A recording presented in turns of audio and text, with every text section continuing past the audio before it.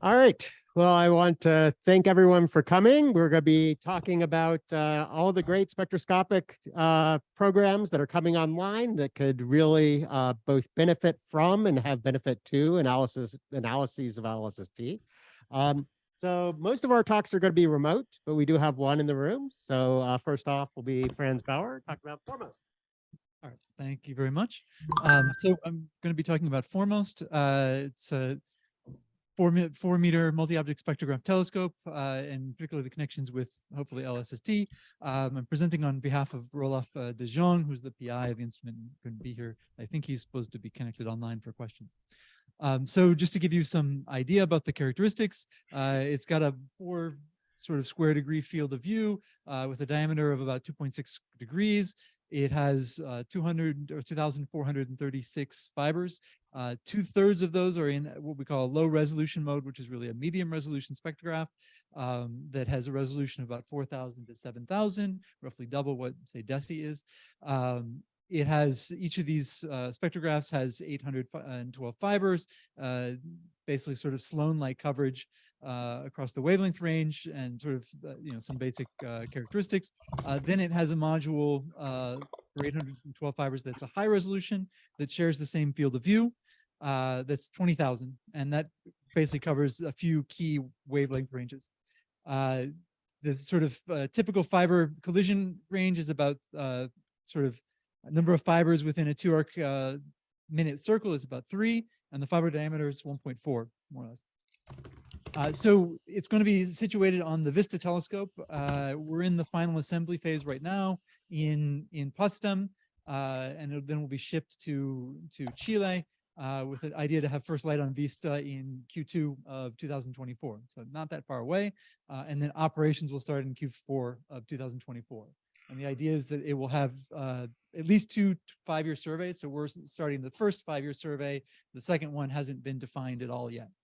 And within the first 5-year survey, there's a lot of different science goals that are going to be addressed: cosmology, galaxy evolution, transients, galactic science, etc. There's a lot of complementarity with various space missions and various ground-based observatories, including Rubin. And so this is a survey facility. The idea is that we're sharing the field of view, sharing the fibers, and the consortium. The idea is that the consortium is delivering the instrument and taking care of science operations, the data products, and the science. And so there's a lot of heavy lifting to do here. And we're going to run a sort of an all-sky 5-year survey in parallel with yearly data releases. And we have several key surveys that are kind of driving where we're pointing, what we're pointing at, and then other surveys that are add-on surveys that are kind of piggybacking on that that sort of infrastructure. So this is the sort of schematic view of Foremost. And so we have various electronic cabinets, meteorology cameras, calibration, illumination. We have the wide field corrector, the fiber positioner, and then the spectrographs are down here.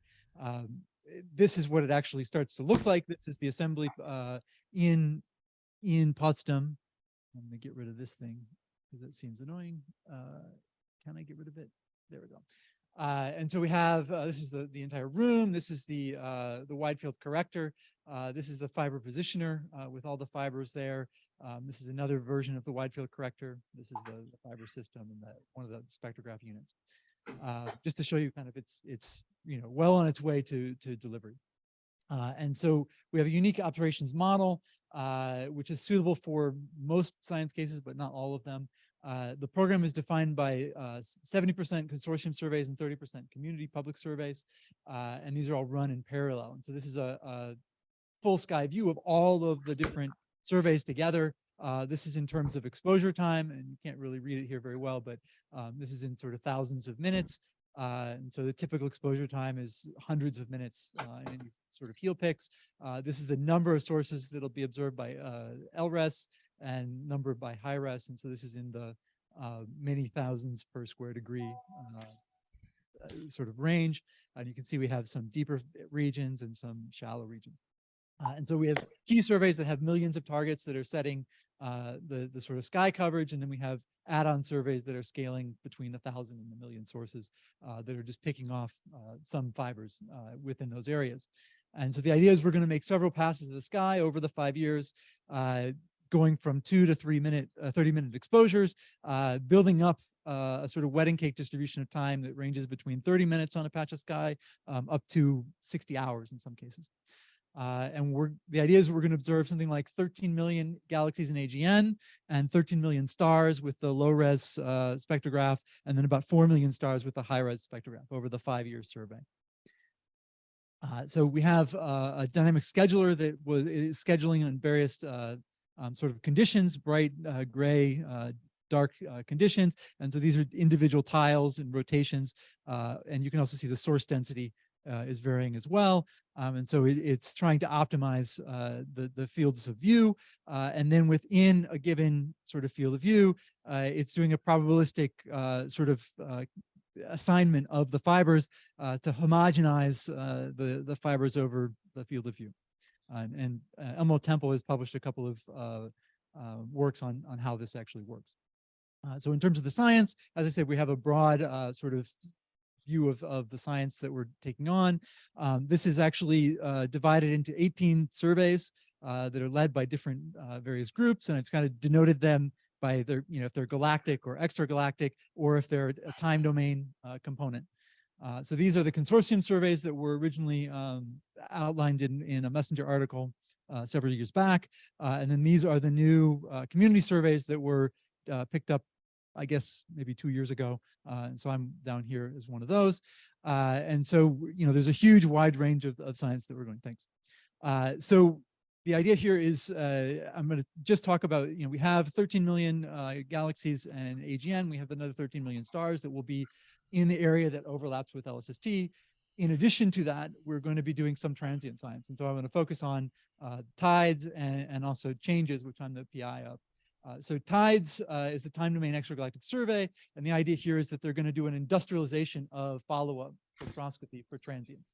And so the goal of this UK-led collaboration is to effectively target all live supernova that are going to be within the field of view of Foremost as it surveys the sky, and ideally sort of targeting about 10 live and bright supernova per Foremost pointing. And so this is the overlap of the sky is about 1,300 or 13,000 square degrees. And the expectation is that there's going to be about 250,000 fiber hours dedicated to transient science, of which during the 5 years, they're going to target something like 35,000 live transients and then another 200,000 hosts. So this is, quite a scaling up compared to past efforts. And so this will be a very sort of interesting data set for the transient community for LSST. Then changes is targeting supermassive black holes.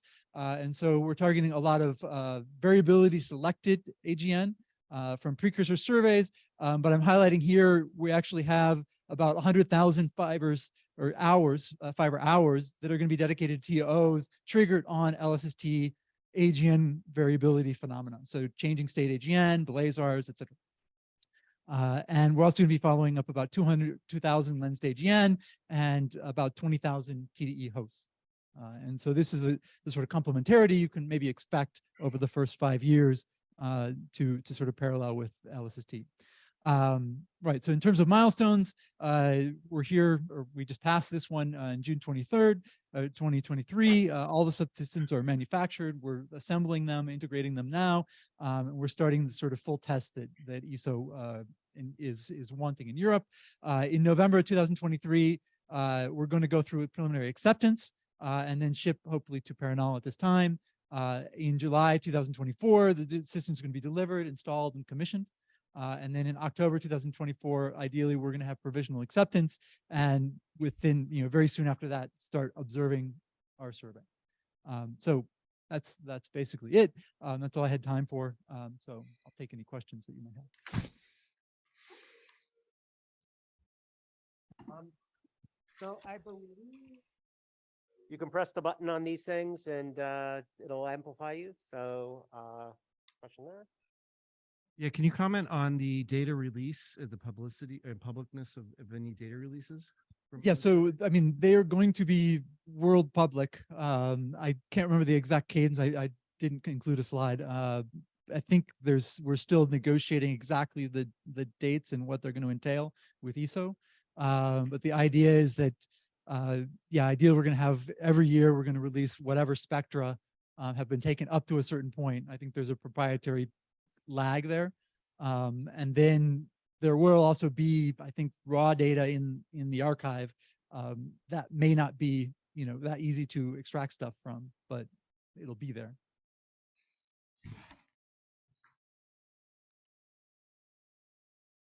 Anyone online? I wanted to, any questions from online? Yeah. No. Actually, we have a couple. I see Kyle and Kyle. I guess Kyle Westfall first. Dawson was first. I'll let him go. That's okay. Oh, Go for it, Kyle. Okay, it was just a quick question. So you said that you would be spending as much as 60 hours on a given field, but how much is the maximum time on a given object? So they could be up to 60 hours Okay. in a few cases, but I don't know which surveys will ask for that much time. I know with ours, we're asking for maybe as much as like 10 or 16 hours in a few cases. Okay, thanks. Kyle Dawson. Okay, mine's quick as well. You showed an image of your footprint, and it looks like you're covering both galactic and extragalactic fields. You're both inside the galaxy, inside the Milky Way plane, and outside. How is that working between your sampling of the fields? What programs are going to sample when you're observing the galactic plane and versus the halo? So we have a variety of galaxy and extragalactic surveys, and so they're sort of transitioning between those. I wouldn't say it's purely, it's seamless, but right, we do have, you can't see the pointer, of course, but right, we do have sort of sections here, and so the transitions are what they are. But we do have we're trying to fill the plane in a sort of smooth way across that. So Are you observing galaxies in the plane, or are they all just stars? I think very few of the galaxy surveys have picked galaxies in the plane. Yeah, that's what I think. Okay. Yeah, but there are a handful of, say, AGN or something that might creep in there. Different surveys have different exact cutoffs for what they want to do, if it's based on a dust or if it's based on just a galactic latitude cut. Great, thanks. So let's stop sharing here. Gavin. Can I ask my question while you change over? Yeah, that'd Sure. be great. Okay. Sure. I'm sorry, I think I spaced on it. Where did you say the data releases are going to be served from? They're going to be from ESO, the ESO Archive. Okay, so it's a very quick follow-up. Are you aware of any of the Rubin IDACs showing interest in federating the foremost data with the Rubin catalogs? No. Okay. We also are going to have, there is a foremost archive as well. That's going to be somewhat available. I don't have the details. I don't know if John, you're online, you might, Rolf, you want to answer that? Yeah, so there is a foremost archive and an ESO archive. So the foremost archive will have more dedicated facilities to foremost data, but all the data will also be available at ESO. Okay, great, thank you. Yeah, I can talk offline with you about it.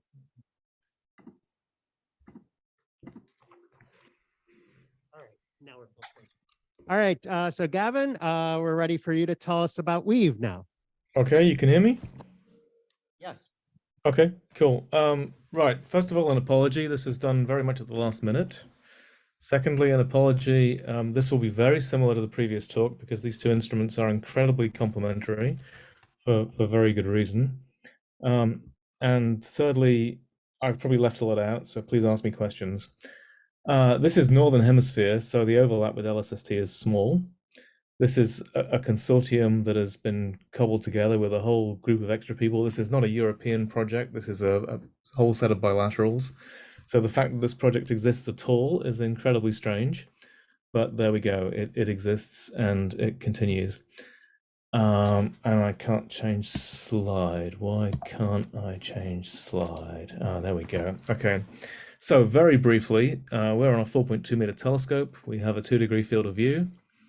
We have a pick and place positioner with approximately 950 fibers on each plate. We need 2 plates because it takes 1 hour to move those fibers. There are benefits and losses to do with having that kind of system, but when we sat down and looked at this 12 years ago, that was what we concluded we had to do for the WHT. We have 1.3 arcsecond fibers, and we also integrate integral field units into the instrument. So we have a set of 20 11 by 12 arcsecond IFUs with the same fiber size as the MOS. There are no lenslets there, so this is a sparse field that is filled in by dithering. And we reuse the slit with another mode where we have a larger fibers, 2.6 arcsecond fibers, but a 1.3 by 1.5 arc minute IFU, 603 fibers in the IFU. We feed all of this to a spectrograph, which has 4 exchangeable slit units and has a low resolution mode, which covers 3650 to 9650 in a single exposure, or all at RF 5000 approximately, and similar amount of pixels, but RF 20,000 in 3 distinct wavelength bands. You have a choice between blue and green and red. So we only have a 2-arm spectrograph. There's a lot of logic behind why the instrument looks like that I really don't have time to go into right now, but we can argue about it later if you want. We ripped apart the WHT, we put all this on board, we have a new corrector, we have an instrument rotator, we have a ton of fiber positioner, we have 36 meters of fiber cables giving us 100 kilometers of optical fiber, and we have a spectrograph that completely fills what was the grill room on the Naismith platform. All of these components exist. We're on the telescope, we're in commissioning. We have about another 20 nights of commissioning, apparently, probably 15 nights after today, before we've completed commissioning, and things are going pretty well at this point, although the spectrograph is still not quite where we want it to be. There's a view you never get to see. So this is the focal plane, and this is the back of the corrector. There is a lot of space between the back of the corrector and the focal plane because there's a camera here on a robot gantry that moves in and out. That's our sky imager. We use that for astrometric calibration, focusing, various other tasks, and it sees the fibers and it sees the sky. So it's quite a useful reference system. When you actually exchange between the field plates, the reason for this big back distance is that the edge of the positioner clears this lens by about 5 millimeters. So it's kind of scary if you're watching it. But that gives us enough space for the camera. So that's a design choice that is made. Sorry, I've lost my mouse again. The positioning of the robots is kind of very therapeutic if you want to watch it. It does go a little bit faster than this, but not much. I think I speeded it up a little bit since this video happens. So there's 2 robots and they work in parallel. And one of the key questions was whether they would work in parallel effectively. And the answer is typically there's about 5% dead time on one robot in the 1-hour reconfiguration. So that's very efficient. I won't go through all of that because it gets a bit boring. It's not going to let me change field. There we go. When you look at the field plate, you have a lot of freedom. So you can move things around within quite a wide range for each fiber. So you can deal with interesting things. We have a metrology system, so the fibers are back illuminated inside the spectrograph, and the robots look at the fibers as they put them down. So the accuracy of placement is about 5 microns by the time the fiber's in position. Most fibers get placed first time. We're not quite there yet with all the fibers, but that's a tuning process that's ongoing. I said it was very good at crowded fields. So this is a 2-degree field. This is the growth strip, and this is early JPAS imaging data. So this is really a 10, 15 arc minute strip right across the growth strip. And we got about 800 fibers into this field. It's a little bit around the edge, but most of them are in the middle. And you can't do this with a localized positioner. That was one of the things we were aware of from the beginning. This is an open cluster field. Again, it's very centrally condensed, not much around the edge. All of this works quite well. It does give me a few nightmares in terms of how this software actually works and how you make it all sane and robust, but it works pretty well. The integral fields, so we have the big IFU, which is a group of 550 fibers and then 8 outrigger fields for sky subtraction.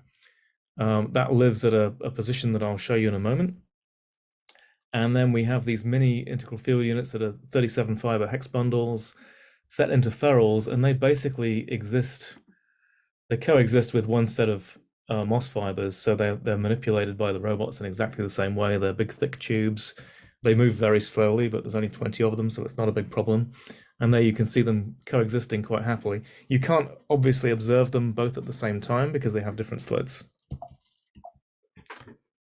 Sorry, change over again. The large integral field unit lives at the midpoint between the two field plates. So this is the positioning plate, this is the observing plate, and when you tumble this whole structure to 90 degrees, this is looking straight down at the focal plane. It's in the focal plane. It has its own autoguider, and there's the IFU. So that's quite a convenient way of packaging it. The spectrograph is a dual beam spectrograph with 2 focal planes that are active areas of 8K by 6K pixels. They're basically 2 CCD 231 Z6s. The dichroic's pretty good. The grating exchanges are pretty good. Our low resolution blue our first high resolution blue grating is a little bit down on throughput. It's 3650 lines per millimeter, and it's fairly massive. And in the end, Cozy couldn't make it quite as well as they wanted to, but it's not down by very much. So there's the grating exchange. In principle, you can observe low res blue and high res red, but we don't actually allow that in the software at the moment. We took some nice first light data on Stefans Quintet just for a laugh as much as anything else. And here's H alpha at low res. Looks kind of fairly predictable. I believe you can zoom into that. Oops, where did that go? There we go. That's zooming into H alpha, and nitrogen, sulfur's out here. So at this resolution, you really do see quite a lot. What's really interesting with this image is when you go down to the bottom of the slit, everything looks like a horrible mess. And for a while, we thought we'd really screwed something up in the instrument. But no, this is Stefans Quintet. This is just a massive velocity field, and it's really scary. And if you don't look at this at high resolution, you have no idea what's going on. And my message to take away from this is that when you look at high redshift galaxies at low resolution and you see an emission line, it tells you nothing. So that's kind of fun. You can look at this at RF 10,000 with the IFU, and again, you see it very tidy at the top of the slit and very, very strange at the bottom of the slit. And again, if you zoom into that, you see this really crazy velocity field down at the bottom, all sorts of interesting things going on. So that's nitrogen, H alpha, nitrogen. You don't pick up sulfur in this image. But the data quality is really very nice, and I'm quite impressed with that. You can go and look at velocity fields, of course, and do fun things, but that's not really what this talk is about. We took some test MOS data. So this is RF 5000 red. These are part of our STEP survey. So this is in the Hubble Deep Field region. These are known galaxies that we're doing very long exposure times on, so signal to noise of 100, and lots of nice H alpha lines, something at quite a bit higher redshift there. Everything seems to work pretty well, just tweaking the spectrograph focus a small amount. And in the high res, with stars at these 20,000 resolution gratings, you get a huge amount of velocity information. So this is just some random field we were looking at, and I thought it was quite nice to just pull out the stars.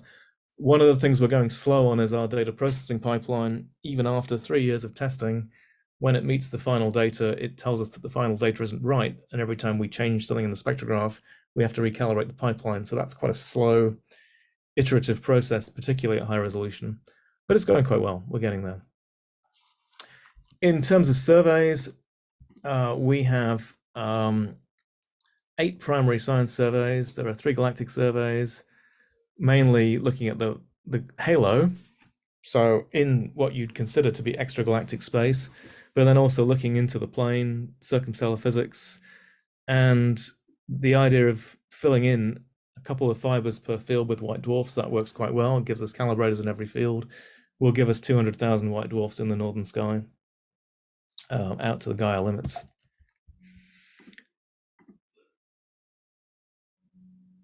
Sorry, I'm just getting distracted by something in the chat.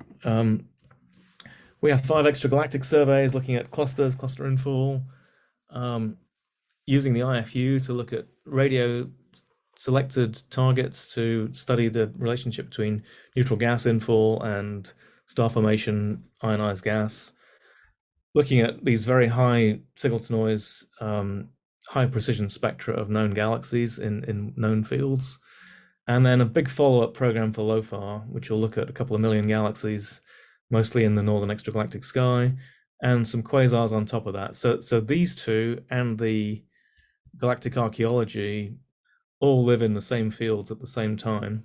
And one of our big requirements for the spectrograph is that we don't get serious crosstalk between 15th, 16th magnitude stars and 21st magnitude quasars in adjacent fibers. That's quite a challenge. It seems to work reasonably well, but we're not quite there yet in terms of the pipelines. Very briefly, in terms of synergies, because we're in the north and LSST is in the south, there's not much overlap, although I think there's quite a lot of overlap. The galactic anti-center field does go down quite far south, as does the STEPS field, as does our general galactic survey goes a little bit south. But what we provide is we provide a really unique HR capability in the Northern Hemisphere and these IFU modes. We don't think anybody's ever built an RF 20,000 integral field unit, so that's kind of interesting. What we really lack, I think, is variability measurements. So our observations are cadenced at 1 hour because that's our fiber reconfiguration time. So when we take 3 exposures on a field, we take them back to back, 1, 2, 3. We may even move that to taking 2-hour fields at the same time for the high resolution, simply because it's less positioning time and smaller overheads. Overheads are our biggest problem, trying to monitor everything. We're on telescope. The LIFO is commissioned. Most of the data flow is working quite well. We have data out to the science teams on the LIFO. We are just about to get very first MOS data out to the science teams, hopefully this week. The instrument is offered for community access in the next trimester. We're not entirely sure how much of that is shared risks, but we have an official inauguration at the end of October, so we better be ready for that. And as I said, we've got about 15 days left of MOS commissioning officially, and then we'll start doing science verification there. So we're in pretty good shape. Remarkably similarly to Foremost, but in no way in any collaboration, 70% of our time is dedicated to surveys for 5 years, 30% is open time. What we cannot do is we cannot accommodate additional fibers placed into existing fields. It doesn't work with this kind of configuration scheme because where you want to put your target is taken up by the tangling of the fibers on the plate. So we have no mode for integrating additional observations, although we do have an offset mode to point at single stars, single targets. And at present, we have no target of opportunity mode built into the observing system because that was designed out deliberately for reasons which I can go into offline. It may come later, but it's not going to be there at the first point. So we have a 2-degree field of view. We have 950 fibers. We have a high resolution, medium resolution spectrograph, and we have integral field modes. And that is about as far as I can reasonably go without going into far too much detail. So if there are questions, I'll try to answer them. All right, thank you. We actually went through all the question time. So maybe if there's one question and Tomomi can set up while we do that. Any question at the very Yeah, sorry, Jeff, I can't see the chat while I'm presenting. That doesn't work very well. Hi, Gavin. This is Sarah Bruff. I'm curious why there isn't a spare fiber opportunity, given the similarities with the 2DF system in Australia, where we often had spare fiber targets happening. Is it because of the way the multiple surveys are happening at once? Is that the limitation? Well, the problem is that there is in principle a spare target facility, but you need to give us those targets about 3 months in advance. Because the way our archive system and our naming system and our cataloging system has all been designed, everything is set up in advance, and you can't just drop in a target at the last minute, largely because there's nowhere to put it. but also because it doesn't exist in the database, and therefore it won't get processed and it won't get into the archive.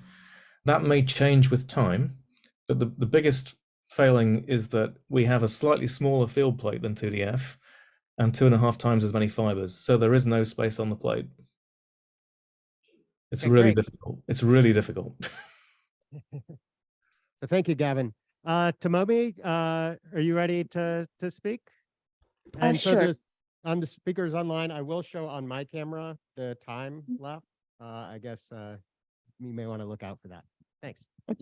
So Tomomi Tsuneyama will be telling us about the PFS Cosmology and Galaxy Evolution Program.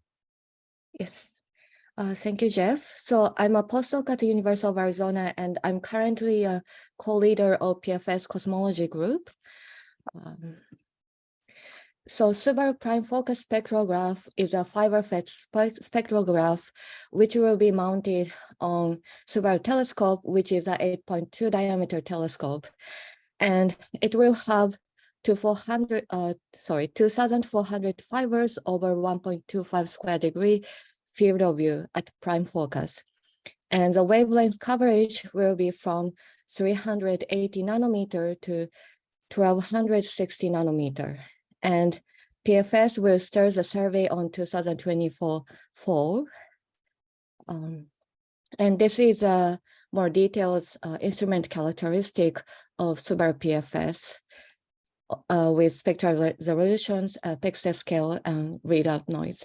And all those details are in Takada 2012, which is on archive. So if you are interested in, please look at the paper. And PFS survey has 3 different science programs. One is cosmology, galaxy evolutions, and galaxy archaeology. And different science programs have very different target. And cosmology, of course, want to study like nature of dark energy and some dark matter, as well as measure some of the neutrino mass, test theory of gravity. On the other hand, galaxy evolutions will study assembly history of galaxies, and archaeology will study the nature of dark matter. And for LSST, I actually think that cosmology and galaxy evolution programs are most relevant. For like cosmology, galaxy sample will be good to calibrate LSST galaxies using cross-correlation techniques. And for galaxy evolutions, can be good to calibrate photometric redshift because they will observe very dense sample of galaxies up to redshift 2. So this is another more detailed scientific theme of PFS.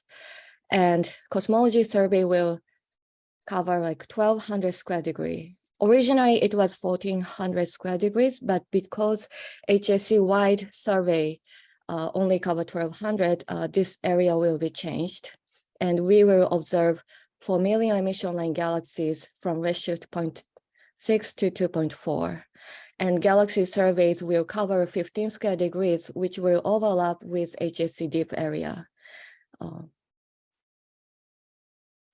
So the survey design of PFS cosmology program is that we will cover the same area as HSC wide from redshift 0.6 to 2.4 using like auto emission line galaxies.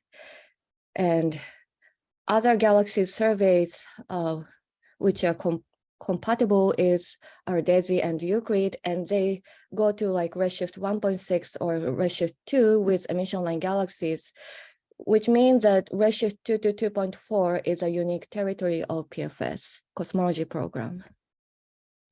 And this is our current target selection, but currently we are doing the commissioning and we haven't really finalized our target selection. So this is this can be changed, but for cosmology programs, the exposure time is 15 minutes. And we will visit the same area twice. And we mostly observe the galaxies with G band greater than 23, and there is other conditions combining like R and I and Z band. Galaxy evolution program those are the list of like PIs, and different people are responsible for different science programs. And I think for LSST, the most interesting sample is probably low-Z main plus deep, which will trace cosmic web of large-scale structure with galaxy spec-Z of the moving volume of 0.1 gigaparsec cube. This is a detailed list of the target selections of galaxy evolutions, and this continuum selected is the ones which is low-Z samples. And what is very different from the cosmology program is the exposure time. So they will at least spend 2 hours, and for redshift range of 0.7 to 2, with the wideband selection, they will actually spend 12 hours. And this corresponds to the galaxies of the stellar mass greater than 3 times 10 to the 10 solar mass, which has like 90% completeness, and there are more, galaxies which have lower stellar mass as well. So this is a summary, and I will just like leave this summary and we'll take the questions. Thank you.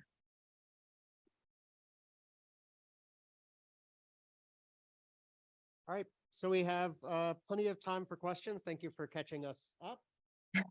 Questions from the audience.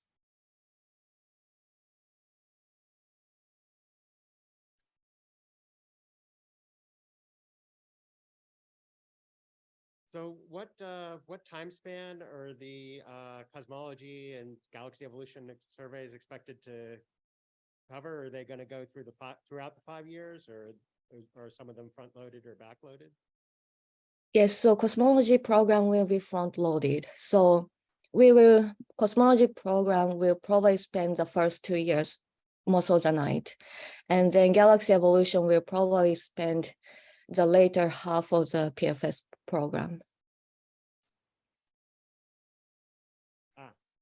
Great. Gavin, you have a question? Yeah, an instrument question, I'm afraid. It's not the same corrector as HSC, or is it? Um, I might have missed that. Is it the hypersuprime cam corrector, or is it a totally different corrector? it will be different corrector, I think. Okay, and presumably it does have an ADC. That I don't know the details, so. Okay, no worries. I have a lot of history with Subaru and FMOS, so it's interesting to see this. So.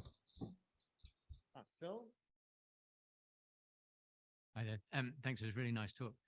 Could you say something about plans to release the PFS survey data publicly, where it be served from, when the world might expect it? For cosmology program, it will be similar to HSC. So after the fiduciary cosmology science paper is out, so we kind of expect like 1 year after taking data. For galaxy evolution, I actually don't know. So it might be better to ask PIs of galaxy evolution group. Okay, thank you. Any other questions on the line or here? All right, so Tomomi, if you want to stop sharing, and I believe Kyle Westfall is next. Yes.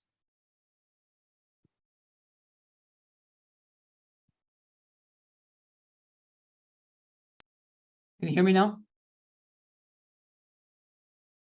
Okay. Hi, everyone. Good afternoon. I'm going to talk to you about the Phobos spectrograph. I'll just give you an overview of its specifications, talk a little bit about its connections to LSST, talk a little bit about the tools we have so that if you want to plan what Phobos could do, that you can go ahead and try that, and then just end with the status update. So this is just an overview of the specifications. Phobos is a multi-object fiber-based spectrograph for KEK2. It takes advantage of the full 20 arc-minute field of view for KEK2.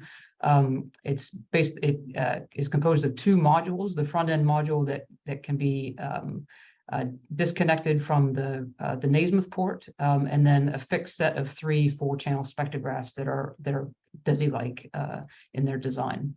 The spectral range goes from 0.3 to 1 micron at a resolution of about 3,500. It deploys 1,800 star bugs in the field of view that carry either single fiber or IFU payloads.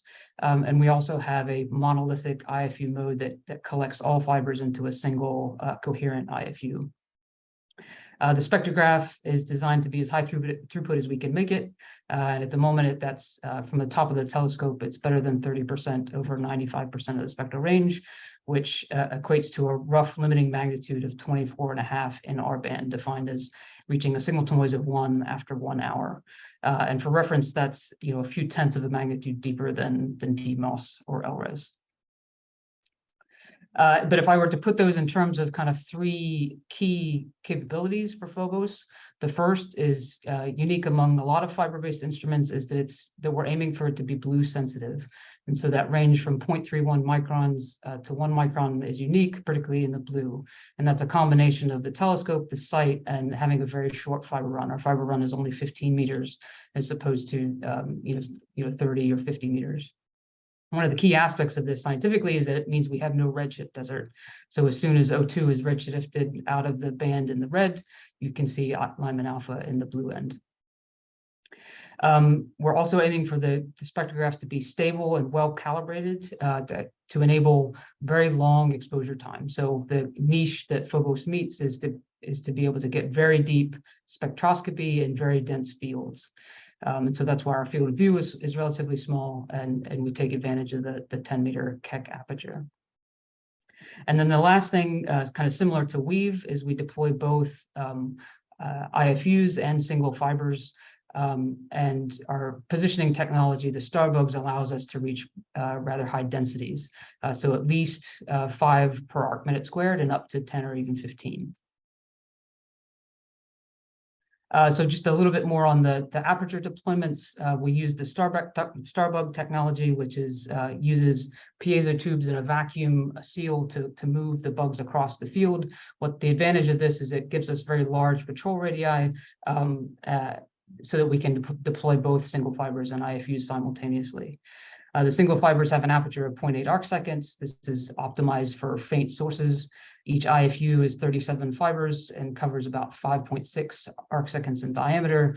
And then our monolithic IFU is about 37 arc minutes in diameter. Each one of the 3 spectrographs can deploy any one of these 3 modes independently. And so if we design a mixed program, you could both have IFUs and individual fibers in the field.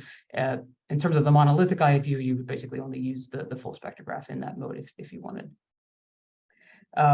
In total, the totals in each mode are given in the table there below. So at most, you can have about 1,650 individual fibers or 42 IFUs. So I'll talk a little bit about the science themes for Phobos. These are based on what we call design reference programs. So they're not necessarily programs that will be executed. They're programs that we've used to define the scientific requirements for the instruments. And they fall into these 2 categories, what we call the dark sector. So this is a dark energy Photo Z program using Photo Z calibration program using SpecZs and measurements of dark matter via gravitational dynamical measurements of dwarf galaxies. And then the second theme is the cosmic ecosystem across multiple scales. So these are observations like IGM tomography, measurements of the CGM in emission, measurements of UV continuum spectra, stacked spectra of galaxies at redshift 3, measuring of the dynamics of the M31 disk. And then we also have modes in which we can take advantage of targets of opportunity. So there's always one IFU in the field if there's modest localization errors, but we also we'll plan to have a spare fiber program.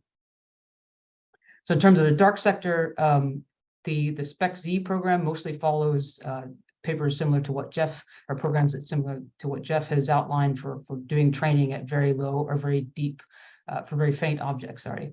So the deepest we will go is roughly magnitude of 25.3 in I-band, and this requires very long integrations of the order of 50 hours or so. But this has a significant effect on the dark energy, figurative merit from LSST, and could effectively double the significance of that metric. In terms of dark matter, this Phobos can potentially confirm of order 200 LSST / Roman dwarfs, and do dynamics for using thousands of stars in individual galaxies for dynamical measurements and understanding of stellar populations, etc. In terms of the cosmic ecosystem case, maybe the most relevant to LSST is effectively just taking the spectra that one observes for the SpecZ program and then stacking them to understand, to make measurements of the UV continuum, similar to what's shown from this ESO Van survey.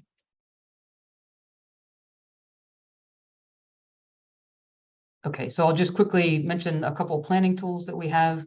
So the first is a simple exposure time calculator. So if you're interested to understand what signal to noise one would reach for an I-band 25th magnitude object that has a specific spectrum, you can plug that into this simple tool, and it'll give you an estimate of what that would look like for Phobos. So that the options one have is to change the spectrum, the profile, and kind of general observing parameters.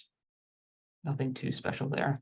Also, nothing too special is just if you have a field that from an LSST source catalog, for example, you can plug that into this, what I'm calling the producer, which just assigns targets in the field. And this is a relatively simple implementation of a kind of nearest neighbor algorithm.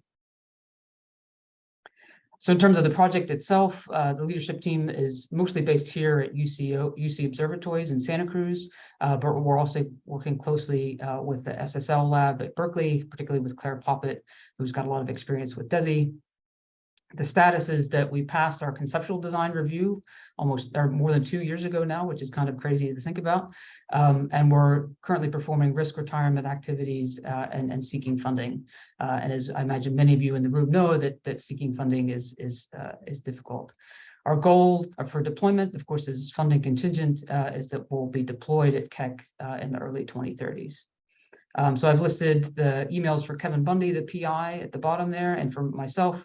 So we're happy for you to reach out to us if you want to discuss capabilities or science programs. And I'll stop there. Thank you. Thank you. So questions? Bill. I have the same question for you about public release of data from Phobos. What's the plan? So Phobos is going to be a facility class instrument. So it will fall under kind of typical Keck proprietary data standards.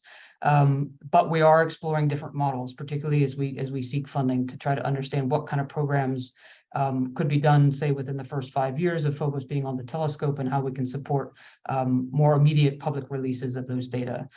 So at the moment, I wouldn't consider that a hurdle to wanting to, to get involved with data releases or designing programs. And then the other thing I'll just say is that just make sure that everyone in the room knows that NASA has 1/6 of Keck time, and so there are public ways to access the instrument, and we're hoping that will be that there will be programs that we do in the first few years of it being on telescope. And then, as I also, just another opportunity, I mentioned that we will have a kind of spare fiber program, and we're hoping that we'll end up having something like 10 to 15% of fibers on Phobos will always be available for those types of programs. Okay, thank you. Other questions? Any from online?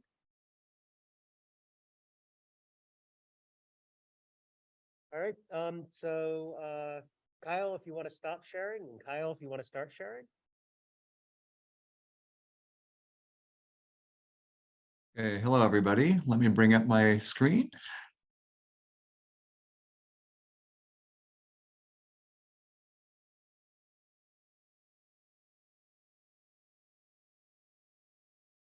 Okay. Perfect. All right, so our Okay. next speaker is going to be Kyle Dawson, who's going to tell us about Desi II, following up on the current Desi survey. And what time do I have? So with Desi and Desi II, we allocated double for this. So it's 18 plus 6 for this talk. Okay, so I go until 4:05 or so. Yeah. I'll probably take less Or time than that. So 409, I think that works. 4:09 or so. Okay, I'll try to take less time, and if people want to have questions, I'll save time for that. Okay, great. Okay, so I'm here to talk about Desi II. That was really great seeing all the other talks. I really was thinking about how Desi fits in compared to the others. And you'll see throughout this that I think the distinct difference is that Desi and what we're envisioning as Desi II are a lot more focused on particular programs, and they don't have, rather than having the breadth of science cases. I'm going to talk a little bit more about the specific programs that we're conducting. Okay, so where does Desi fit into the whole scheme of things? So we're currently operating Desi. You see the timeline here. This is in blue. This is the truth. We started operations of our full survey in mid 2021. So we finished our second year of observations, and we anticipate funding to end for the current operations in the summer of 2026. We are now advocating for continued funding for another 5 to 7 years. That's a program we're calling Desi II. The difference in science case is based on redshift and science drivers. Desi, as I'll show, I think on the next slide, is currently observing primarily redshift 0 to 1.5, whereas we're going to really flip the focus in Desi II to be at highest redshift, redshifts 2 and above. Okay, so the idea is to map out the same amount of volume at high redshift as we're doing currently in Desi. And the scientific focus would be really getting at dark energy and growth of structure in the matter-dominated regime, but also to start sampling more primordial physics, things like inflationary physics. So it's primarily cosmology driven. Throughout this, I'm going to talk about synergies with other cosmic frontier experiments. Let me translate that to other words, is synergies with LSST Rubin. And I'm going to call out those synergies in bold throughout. All I'm going to present is actually still in discussion for Desi II, but we're taking input, but nothing is final. And I also want to say that we're really looking much longer term. We're advocating for a massive stage 5 spectroscopic facility that would begin operations in the 2030s, something that's at least 10 times more powerful than Desi. Desi II will be the same facility as Desi, possibly with some about up to 50% improvements in survey efficiency that I'm not going to talk about today. Okay, what is Desi? It looks a lot like the other 4-meter class spectrographs we saw today. Great programs. We have 5,000 fibers, resolution ranging from like 2 to 5,000. It's on the 4-meter Mayall in Arizona. And there's 5,000 fibers spread over 10 spectrographs, spanning a wavelength coverage, also similar to the others, very similar to what we did with BOSS and EBOSS. Our robotic positioner system is shown here on the left. It's a 2-arm robot, each with its own region of access. Okay, there's a little bit of overlap between them, but you can imagine the sky being pixelized per robotic positioner. So Desi will offer, and we've already made our first public data release. We're expecting to release our first year of data probably towards the end of 2024. And Desi has uninterrupted spectroscopy of galaxies and quasars out to redshift 3.5. That's our primary science driver. Again, this is our, compared to the other programs, much more focused on this very specific science case. I have all the numbers of each class. We basically choose from imaging data classes of object that are tuned to basically galaxy properties and redshift range. So star formation rates, passive galaxies, etc. And you can see these in each of the colors on the left-hand panel. At the end of the day, we're expecting 40 million redshifts of galaxies and quasars. That's what we wrote in our overview paper. We're actually ahead of schedule and expecting to exceed those numbers. We're also expecting about 10 million stellar spectra. And again, we're ahead of schedule even further in that program and should exceed those numbers as well. So Desi is really showing what we're capable of. We have a pretty good understanding of our spectroscopic capabilities. We operate through the political process that's kind of in parallel with the US Decadal Survey. It's the particle physics prioritization process.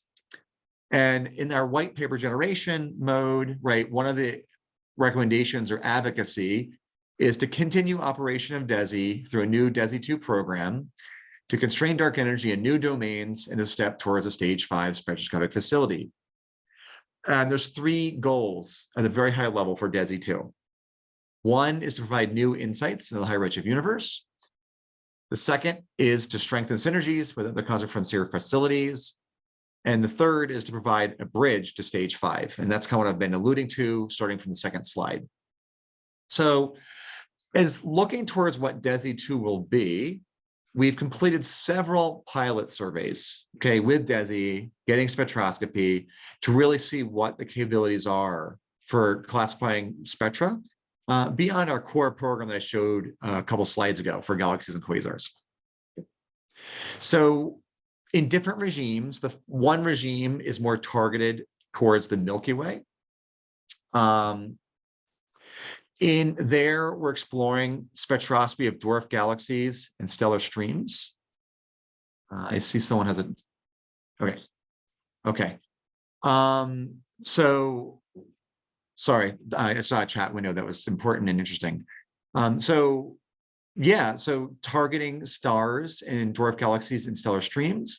The primary goal there would be dark matter physics, using the Milky Way itself as a probe for dark matter, different phenomenological models that will tell you things like rate of dwarf, really small halos, low mass halos, etc. Next is a pilot survey in what should be very interesting to the Rubin community. These are the deep drilling fields, both XMM LSS and the Cosmos field. And we have a lot of programs. I just have a subset that I think they're the most impactful. One is the high redshift program that will be the core of Desi II if Desi II proceeds. And again, the physics will be primordial physics, early dark energy, etc. The others we've been exploring are host galaxies for supernova cosmology, spectroscopically faint galaxies. Jeff always likes to correct me when I talk about faint galaxies because we're in a different system when we're in spectroscopy than imaging. Lower redshift galaxies. For here, I'm now calling low redshift, anything below redshift 1.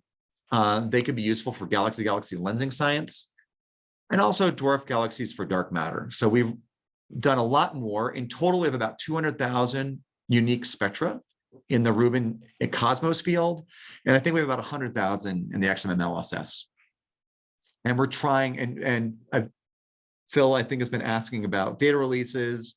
We're trying to compile all this information in a useful way for the community, and we'll have a value-added catalog specifically for these deep drilling fields. We're debating how to do that, and we're just trying to clean up the spectra at this point to do so. Okay, so what this all comes down to is, at least to a skeleton of a Desi II program, we're planning to propose this in full detail in the following the SNOMAS P5 process, maybe in the spring of 2024. The primary driver would be this high redshift survey to study early dark energy and primordial physics. That would be high redshift galaxies. Those galaxies won't cover all the fibers, and there'll also be long exposure times per coordinate on the sky because those are faint galaxies and require something like 2-hour exposures. So there'll be spare fibers with a fair amount of exposure time per fiber that can be used to target spectroscopically faint source galaxies for Rubin lensing surveys, also dwarf galaxies or other faint targets. Okay, it's still a matter of discussion for how those spare fibers will be used. There'll be another category of gray time when the moon's above the horizon, but the sky is still pretty good for faint objects. Probably not ideal for the high redshift galaxies. Here, we're talking about time series observations of Rubin deep drilling fields. I'll come back to that in a second. But I think we've really done a good job showing what can be done to characterize the low redshift population. That could be that could be lenses for lensing studies. And then lastly, the stellar spectroscopy in bright time to probe Milky Way dark matter. And overall, this is all designed for physics beyond the standard model, but also really probing existing tensions in cosmology measurements. Okay, now tuning in a little more detail on these programs, okay? Starting with the high redshift program, this is more something where we likely require help from Rubin. The others, we're going to provide more support to Rubin. We need imaging data to get the high redshift galaxies. So we really want to go redshift 2 to 3.5. Historically, those selections have been done from UGR imaging, and they have to be very deep. So really, the G and R band depth in Rubin is sufficient in 1 year to do the selections, but we really need likely 2 years of imaging depth before we can do an efficient selection with Rubin imaging. And of course, it has to be in the areas where LSST imaging overlaps with Desi spectroscopy. That drives you towards equatorial or 10-degree declination regions. So there's some matter of debate, there's been discussion about where the footprint will be for Rubin. The other approach we're considering that's kind of orthogonal is a program from the dark energy camera on the Blanco with a customized set of filters. These are medium band filters that are roughly 1/3 to 1/2 the width of the UGR filters. And here it would be looking for emission line galaxies, looking for excess signal through contrast of these medium band imaging filters relative to broadband. This program has been approved, but we have about 100 nights. And it complements Rubin because the filter sets are going to offer a contrast to what Rubin imaging will be. Okay, so now on the other side, where do we complement Rubin cosmology? I think the most likely scenario is in lensing. And again, here I have it split left to right in the 2 different regimes. The left is where you can look at the lens galaxies. The right is the source galaxies in a very simplified manner here. So on the left-hand side, we've shown that we can get 99% redshift completeness using a selection of galaxies that look like LRGs, but go bluer at a very high number density, up to 5,000 per square degree, where we can still keep the exposure times fixed to what we're doing in Desi. So that's been proven. That gets you a redshift distribution like shown in the left-hand panel.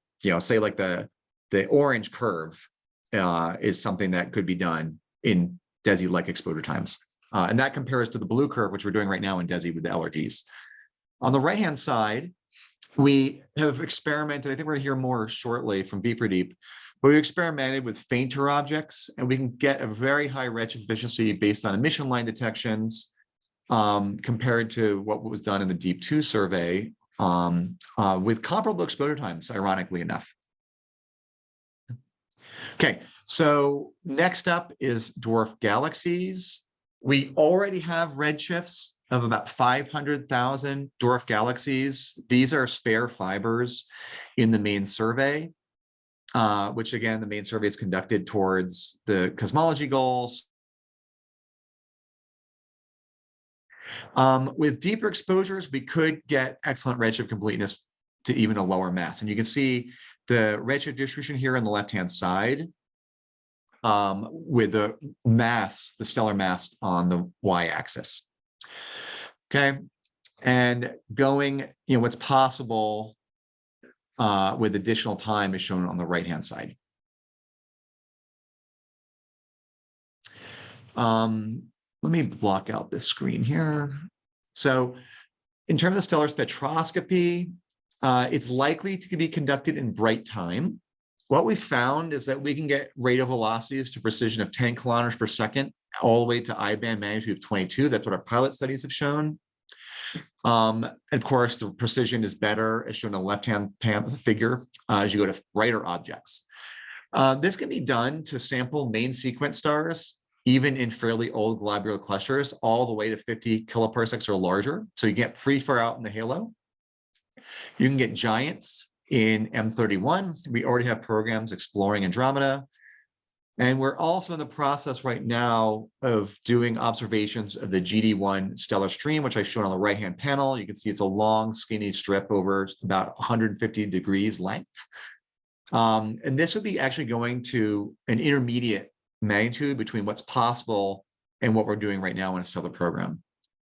So next up would be deep drilling fields. We're talking about this. We have a lot of spectra already. It's a broad range of galaxy types we have classified. We're going to make these data public. There is a potential to continue with Desi II, the time domain focus specifically on these fields. This program is not defined. We have a time domain working group within Desi. We're already conducting follow-up of supernova hosts from DCAM over a wider area. We have a key project to combine supernova, Tully Fisher, and fundamental plane measurements to constrain the low redshift growth of structure. That's a peculiar velocity program. Those groups are contributing to Desi II planning, but we still do not have a specific program defined for time domain science in the deep domain dream fields. So feel free, if you want to talk about this with Risa, Jeff, myself, or Natalie Palonk about Desi II plans or opportunities. So wrapping up, Desi right now, I spent 10 years of my life working on BOSS and EBOSS. We've already superseded those programs in 2 years. We're going to get an order of magnitude over the course of the Desi survey, an order of magnitude more galaxies than we got in BOSS and EBOSS. There's many more galaxies that are accessible with the current instrument, even after Desi completes. We have some plans for modest upgrades that can get us about up to a 50% improvement in efficiency. And we're outlining a wide-reaching Desi II program. We still need to finalize it. I've bulleted it out right here, but our plan is to propose in spring of 2024. So wrapping up, I'll thank our sponsors from Desi and our participating institutions. It's been a great program. I'm very happy to be a part of it. And I'll go back to the summary slide to take questions. Perfect. Thank you. So we can start. There's a question in the chat from Federica. So do you want to ask that?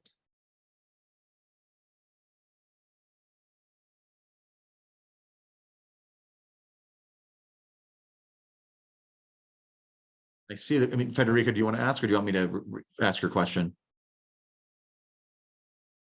Yeah. Were you able to hear her? She. It's the same question that's in chat. So. Okay. I didn't hear the question, but what bands do you need for the 1 year depth and 2 year depth, and when do you need that data? Yes. Okay. So the bands we need are UGR to do a Lyman break galaxy selection. That's a historical selection that goes all the way back 20 years ago to Chuck Sedale's work on Keck. The GNR gets sufficiently deep pretty quickly with Rubin. What's the in the critical path is the U-band depth. And according to the current scheme, we need 2 years of U-band depth to get the selections we need. That again needs to be in areas where we have access from Desi spectroscopy. So let's just briefly, roughly speaking, equatorial, maybe up to 10 degrees dec, maybe even 20 degrees. Higher declination, the better for us. But I know there's limitations on the Rubin side, of course. And then when? We're hoping to start taking Desi II data in the summer of 2026. We'll have data from this medium band imaging program. We have some other programs we can use to cover a year or so, but the sooner the better. I believe your current schedule will be the 2 year sample completes observations in spring of 2027, if I remember correctly. So that would be well into what we're calling Desi II, and that has us a little bit stressed. So I see there's a question from Tomomi online. Yes, so I might miss what you said, but for the high redshift primordial physics large scale structure survey, what is the exposure time that you are currently planning? Yeah, okay. So what exposure time? So I went really fast, I apologize, but the target classes are Lyman break galaxies and Lyman alpha emission galaxies. The magnitude depths go to G-band of 24.5, so they're quite faint. And we've found in our pilot studies that we can get at least 50% redshift success rate in 1 or 2 hour exposure times. I believe that there's a lot of signal in the Lyman break galaxies that we're not yet able to disentangle in the spectra, and we're trying to figure that out. So I believe we'll do better than that 50% redshift success rate, but right now that's our current rate of progress, whatever. That's how we're doing currently. They're really hard. Yes. So when you are say 1 or 2 exposure time, do you mean like 30 minutes or 1 hour? 1 or 2 hour exposure times.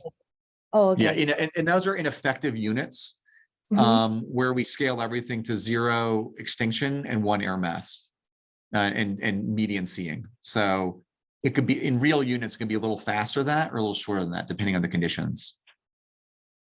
I see. Thank you. Okay, questions from in the room.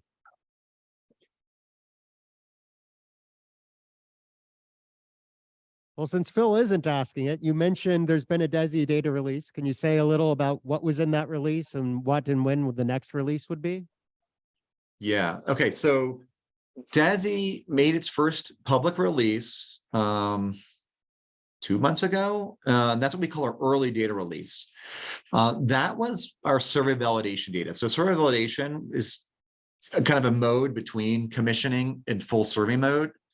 And basically we just did a massive pilot study with extended selections of all of our turret classes to really optimize our sample for the cosmology program, but also to get deeper spectra and higher quality spectra so we could really understand the spectroscopic pipeline. So roughly speaking, it's like 140 square degrees of area, very complete, with depth ranging between the normal exposure depth and up to 10 times the exposure depth of Desi.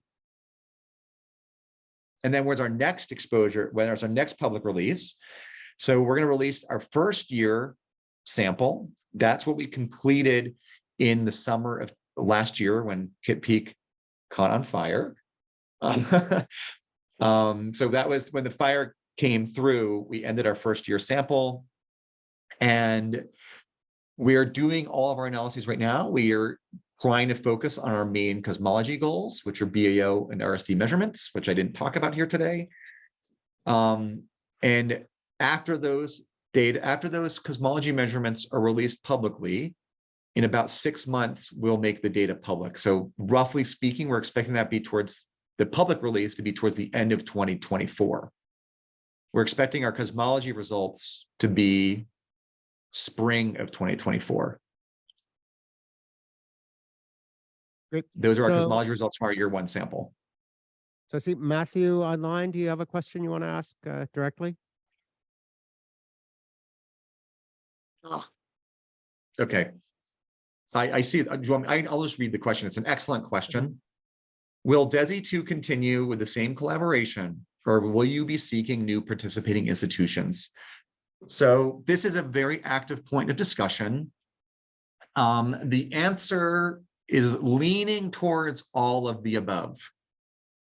So we're looking to, our collaboration is excellent, and we're looking to ways to preserve it.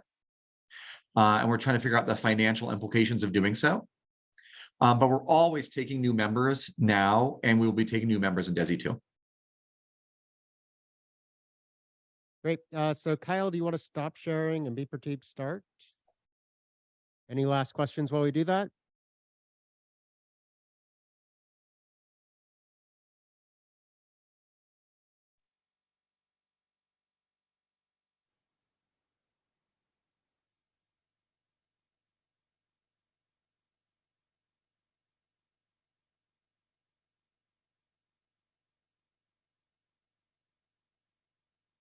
There we go. So our last talk is a contributed talk from Pradeep Day, also related to Desi II and photometric redshifts. Hi everyone, I'm Pradeep Day, grad student at University of Pittsburgh. So Kyle gave a very nice overview of what Desi is and Desi II could be. Now I would like to go into a little bit details of some of the experiments that we did over the last few months and how they can help a broad range of Rubin science. So regardless of what kind of astrophysicist you are, but I think if you're dealing with galaxies, you would need photometric redshifts in one form or another with the Rubin data. So there are very stringent requirements for photoses to achieve dark energy science by desk, which need to be achieved. Then galaxy formation, cluster science, supernova, strong lensing, all depend on photoses. And you would need some form of spectroscopic sample to train those photosy algorithms and also calibrate distributions which are required. So to summarize is that you need photoses, and the catch here is that we cannot just rely on redshifts of brighter galaxies and just which we already have and just hope that they will help us to get photoses for the fainter galaxies, which we do not have, but Rubin will observe. It's because for both lower and higher redshifts, these red stream colors are pretty different for the fainter and brighter galaxies, and it has been shown for a long time. So what can we do? Or what can Desi do in this regard? So we did a small experiment where we selected this box in color I magnitude and I fiber magnitude color space from the HyperSuPrimeCam dataset, which spans roughly I magnitude of 22 and 24.5. The limits were set by the fainter end of what Desi is currently observing and what Rubin will observe in its first year. So we then downsampled the data to have a roughly uniform distribution in the I magnitudes, and then got spectra for however long we could, and visually inspected everything to measure the redshift success rate, and here is what we get. So in short, what we can say is that in 1.5 hours of Desi exposure time, we can match the redshift measurement success of Keck as done by the Deep 2, Deep 3 surveys. The advantage is we have a multiplexing of over 4,000, so we get way more spectras in one go, and also we cover a slightly larger redshift range than Keck. So this is a very promising result, which says that we can actually get redshifts to create training samples in reasonable amounts of time. So if we scale up these data, whatever we have learned till now, it seems like that we can get like over 90% of redshift measurement efficiency if we like dedicate 29 hours per exposure and 5 to 8 Desi total pointing, which is not a very big ask. It becomes a gigantic task if we aim to do the year 10 sample, but for now, for year 1 depth, it seems like 1 month of Desi observing time, which can have a gigantic effect or impact on almost all of Rubin extragalactic science. One thing I would also just pitch out the idea that we can also emulate this whole model for stellar astrophysics too. Like in Desi bright time, we may also obtain spectra for a representative training sample of stars, as would be observed with Rubin, and use the same framework we use for photoses to predict stellar properties. And there are quite a few preliminary work that shows this. This hasn't been replicated in a large scale, but there are some works out there. So the key questions that we still need to address to make such a Desi plus Rubin photosy survey happen is that given the time scales of the two instruments, it may be easiest to get Desi time before the large imaging data sets from LSST are available for targeting, but how much can we achieve using the Rubin commissioning and SV fields to do our targeting? And also, like, we can also discuss about how Desi and Rubin can both best work together to maximize the science from both. But this is what I wanted to say, and I would just like to just keep this plot as my summary plot, that we can get redshifts for Rubin year one data sets in a pretty reasonable amount of time. Thank you. All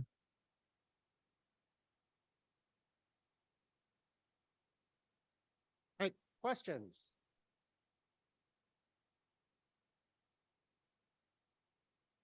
Any questions from online?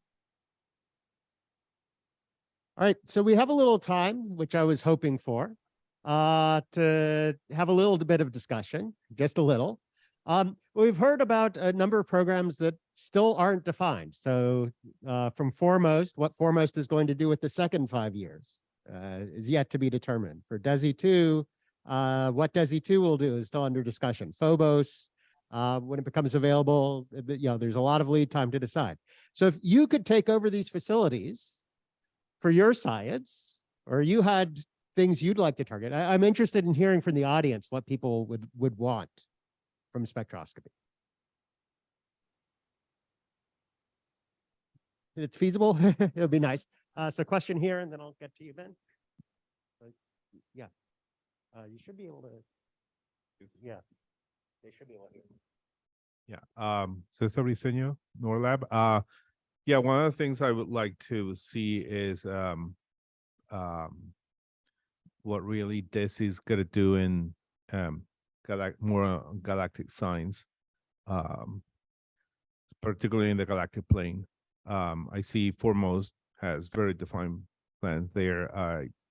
I don't still see anything like that with Desi, even though it would be tremendously powerful, and it would be capable of doing great things in that aspect. So yeah, that would be something I would wish to see.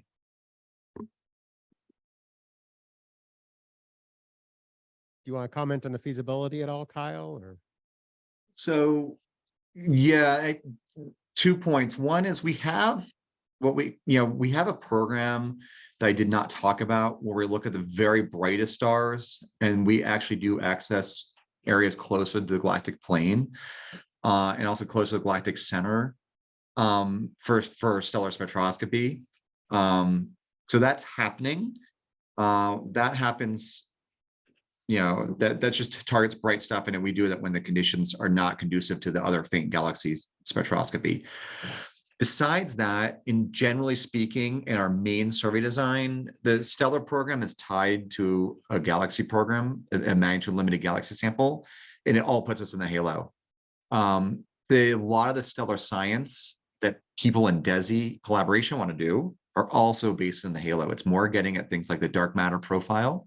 So it's more kind of along the lines of the cosmic frontier in high energy physics, rather than the stellar spectroscopy. That's kind of the direction that a lot of Desi is moving in these days.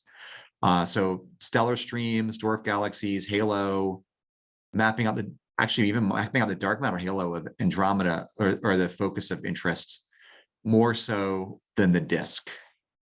Although we do have this backup program to get at the disk a little bit. That's the collaboration is not moving in that direction, the disk direction. Hi, everybody. Thanks very much for the talks presenting these surveys. One thing, this isn't a plea for a particular science program, but something that's kind of come up is that as for surveys, and especially for cosmology surveys, there's this desire to lock in your selection very early on because it makes your, understanding the uniformity of your survey much easier. But at the same time, it's become clear just from these presentations that different surveys have kind of very different ideas about then the ability to be flexible in in selection or reacting to data. So I think I just want to put that in people's heads. That's going to become a pain point in the future when you're, for both LSST and for spectroscopic surveys, is allowing one to influence the selection of the other. So building in some ability to be flexible early on is going to be very desirable. Thanks. Other things on people's wish list? What would you like to see done, or how would you like things to work as we look forward to these future surveys?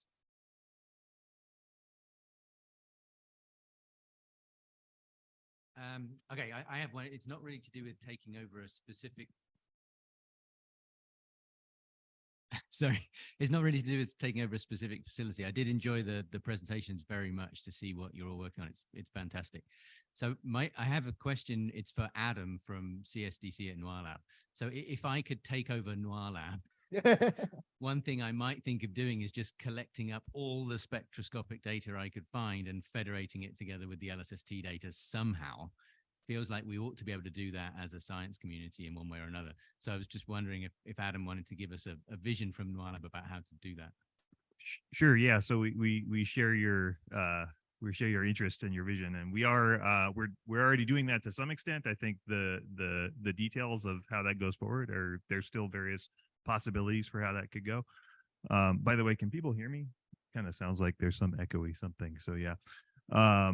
So we're doing that right now with the high level co-added spectra from the legacy Sloan surveys, and also from the recent Desi early data release as well. We have those accessible through a fairly flexible and scalable spectrum data access service, and that's connected to the targeting catalogs for the from the Desi imaging surveys, of course cross-matched with the DES and other imaging surveys of the present and recent past, and image cutout capabilities. And so yeah, absolutely, as the center of gravity moves towards the Rubin data set, we would expect that those holdings would grow, and that the integration and the sort of the scientific interoperability with the Rubin data would be that would be the roadmap into the future. And the nice thing about Spectra is that they're super interesting, and there's lots of information in there,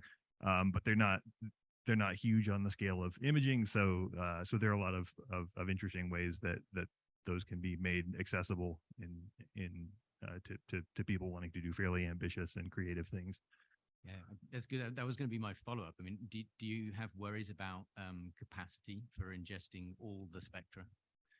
I think for kind of final spectra that most people are interested in, probably not. It's when you get into questions of individual exposures or intermediate data products, or multiple releases, multiple versions, multiple reductions of the same data set, that potentially can start to reach challenging, both in terms of cost of storage and then performance for retrieval and analysis. So yeah, I think there are possible ways of solving all those problems though.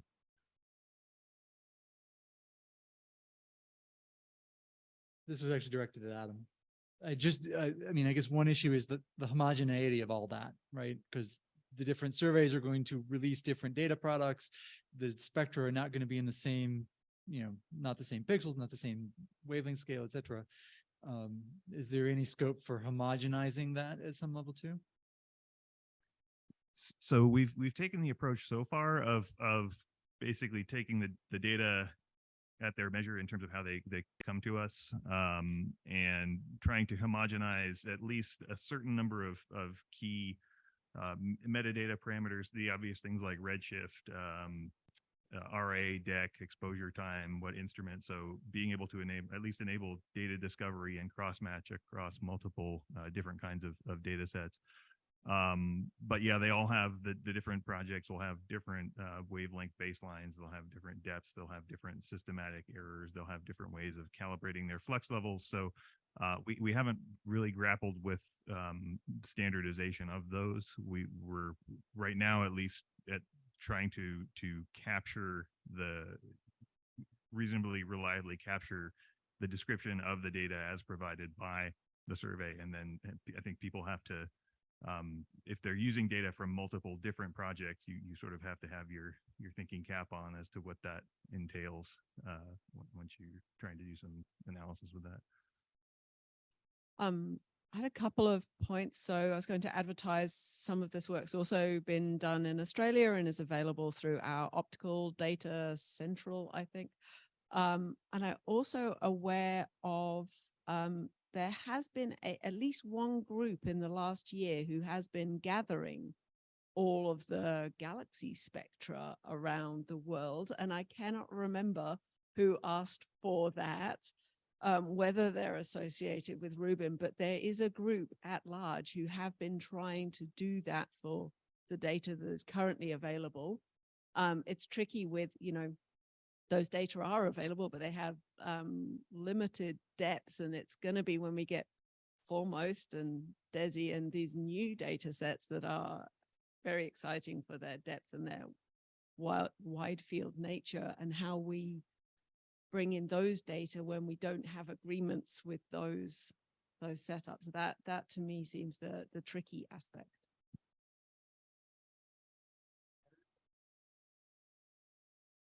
Yep, I wanted to bring in the perspective of the cadence optimization committee. So if any of you thinks about synergy with Rubin, which might influence Rubin decisions, such as, we heard from Desi, the decision on the footprint or how to prioritize filters to get to a certain depth by a certain time. It's really important for us that we have, and we can work with you to create a scientific metric of the scientific throughput that this changes in the survey cadence for Rubin bring, because otherwise we can't proceed to the optimization of all the many science priorities of Rubin. So particularly if we're thinking about Desi and a certain depth in certain filters by a certain year, and keep in mind that the U-band gets fewer observations and possibly even fewer in year one, then we really need to work together to get a science metric and to have a more quantifiable, we will need it by this time target. Otherwise, optimization gets really hard.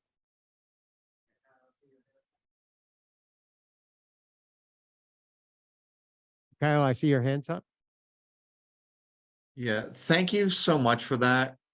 When you're looking for these metrics, how do you interpret them in terms of metrics focused on, Rubin deliverables or on Desi deliverables? I mean, we can give you everything in terms of what target selection, what imaging allows for target selection, and we can give you number densities, cosmology constraints, all of that, but that's based on the spectroscopic follow-up. So what is the range of metrics you're looking for? So it's a complex answer that we should probably discuss offline. But, to put it inside of the structure that we have for Rubin to decide our survey strategy, we need to understand how much that improves the cosmological throughput of Rubin, which I'm sure it does through synergy. It's obviously hard to put that in a metric, but at the end of the day, we need a proxy for that is a number that scales with our survey strategy. But again, that's a bit daunting to think about, but we have an infrastructure to do that and to help Desi people do that with us. So definitely let's take it offline. Okay, if you emailed me and Natalie Plonk, that would be really wonderful. Actually, And sorry. So any last comments or questions before we finish the session? All right. Well, I want to thank everyone. There's a lot of great data to look forward to coming online in the next few years. So it's going to be a very busy and exciting time for us all, it seems. So thank you.